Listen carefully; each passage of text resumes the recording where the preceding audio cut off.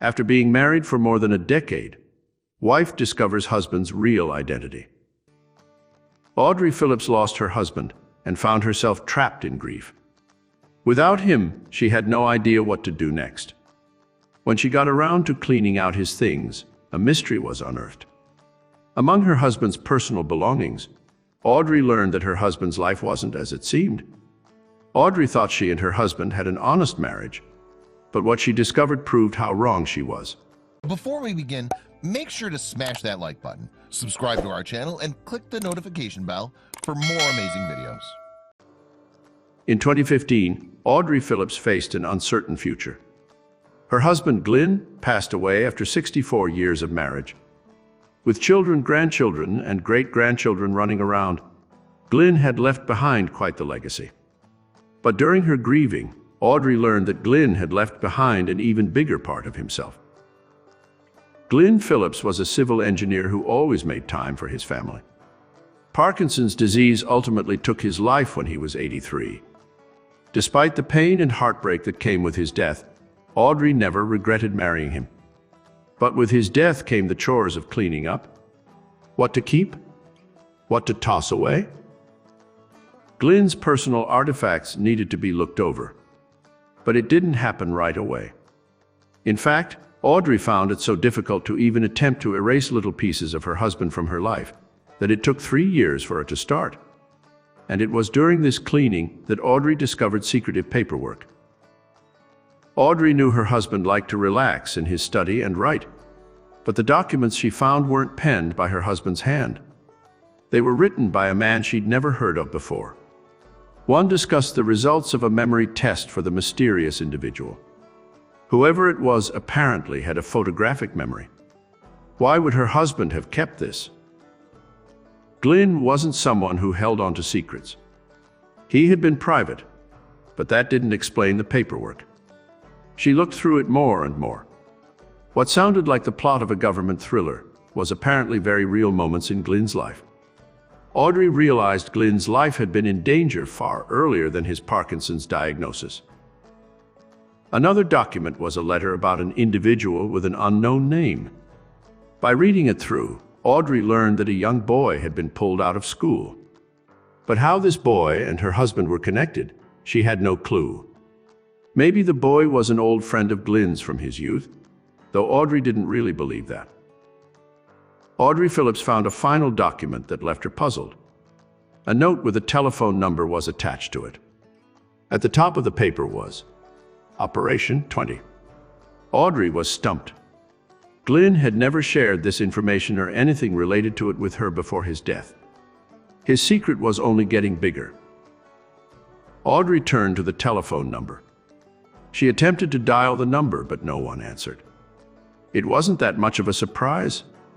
From the age of the documents, the line was probably too old to be used anymore.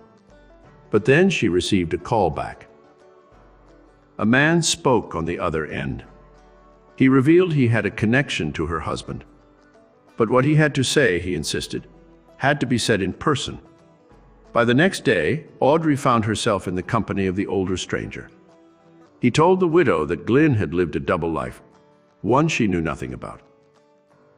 The strange name on the documents, the young boy in the letters, was actually Glynn Phillips himself. As a child, he was gifted with a photographic memory. So, along with 20 other boys from across the country of Britain, Glynn was selected for Operation 20, an espionage project during World War II. Created by MI5, Operation 20 brought in young boys to be trained into becoming spies for the British intelligence force. Their goal was to help give misinformation over to the Nazis. How they did this shocked Audrey even more. The boys were trained to carefully crawl through pipes in prisons. They were to gain the trust of German POWs being housed there.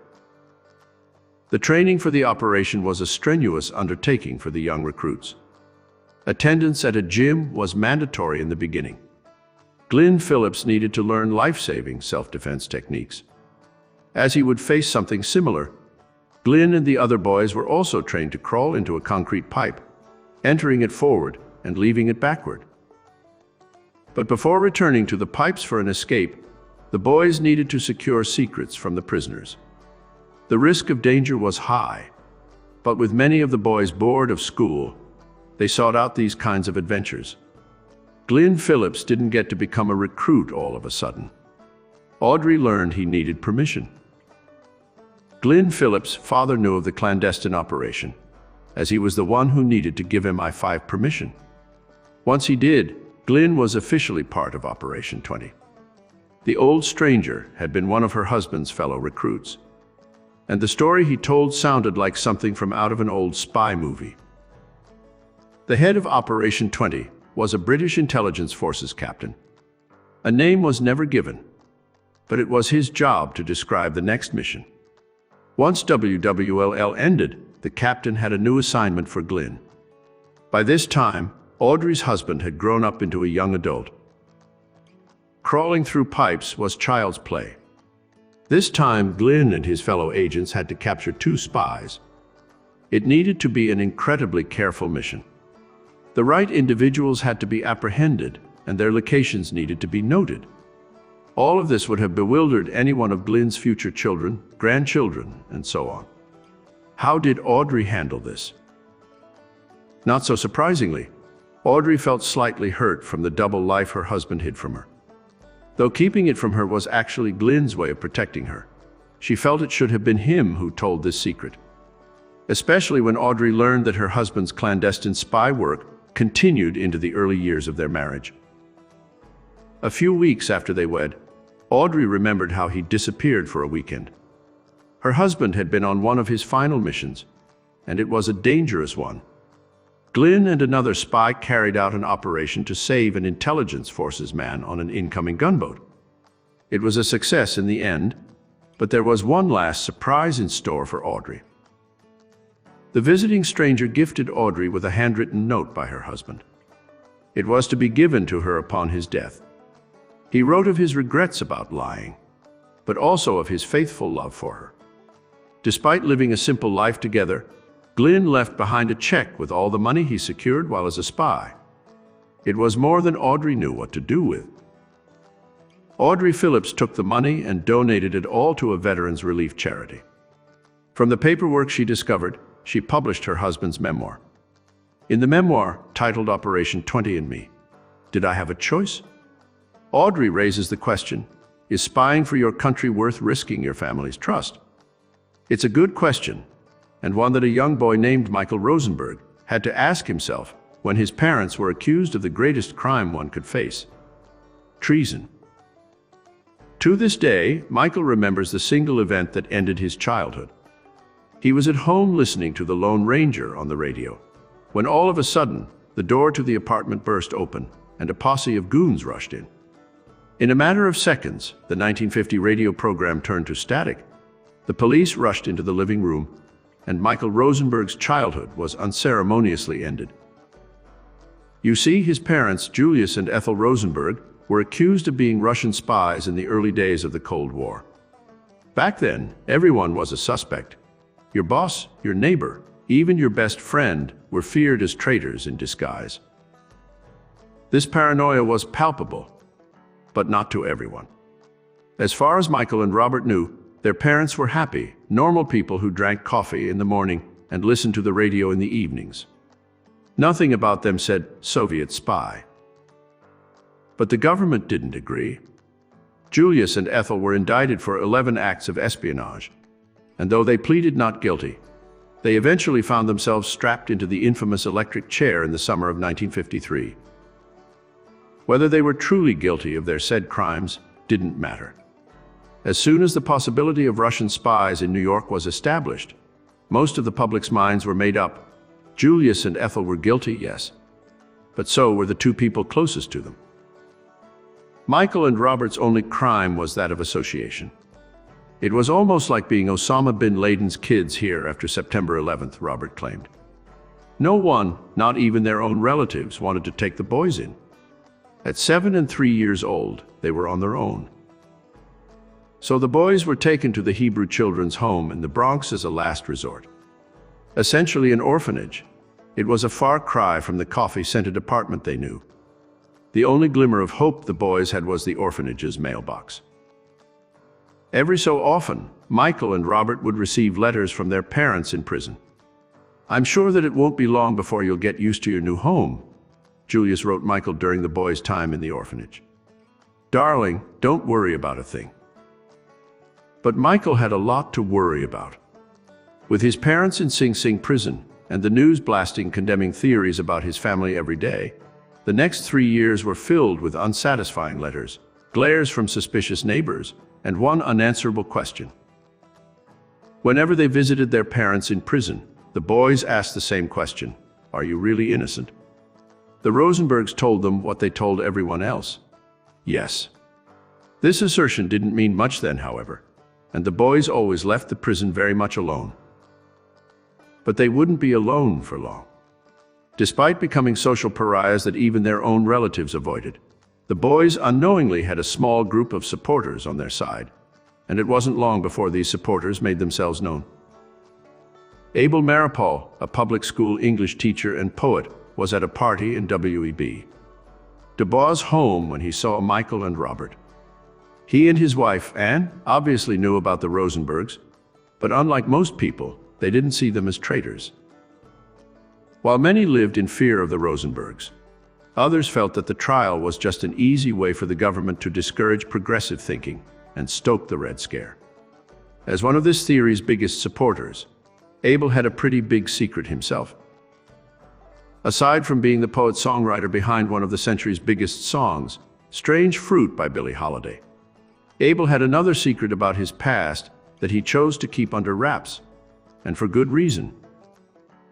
He was a former member of the Communist Party, and knew very well that even a whisper of his one-time affiliation with the party could be deadly. But when he saw Michael and Robert, he and Anne knew they had to throw caution to the wind. A few weeks later, the boys were living with Abel and Anne full-time. Abel was a real jokester, Robert recalled. He would put on these comedy shows that would leave me rolling. They learned as Mirapals, sang as Mirapals, grew as Mirapals. As the years went on, Michael and Robert started to shed the stereotypes brought on by the Rosenberg name. Even their parents' execution day was a memory they were able to leave behind. Until they were adults, that is. As Mirapals, the boys were able to live in hiding. That changed as they got older, became college professors, and realized that their traumatizing past was too important to bury completely. That one question kept coming to the surface. Were their parents innocent victims? Answering this question once and for all would mean revisiting the memories they tried so hard to bury. Were the Mirapals brothers ready to once again accept their Rosenberg lineage? They had to know the truth, so together the brothers sued the CIA and FBI under the Freedom of Information Act. The truth, it turned out, lied within numerous heavy files, and the story wasn't as simple as the boys had hoped it would be. Julius Rosenberg was, in fact, a Soviet spy hidden in New York. Evidence showed that Julius was actually a recruiter of Soviet spies, and that the information they stole was directly related to American military technology. However, that's where the story gets a little murky. Michael and Robert strongly believe that though their father was guilty of espionage, the information he stole wasn't vital. Jail time, sure, but the death sentence? That seemed like a stretch to them, and it only got worse when they investigated Ethel's involvement.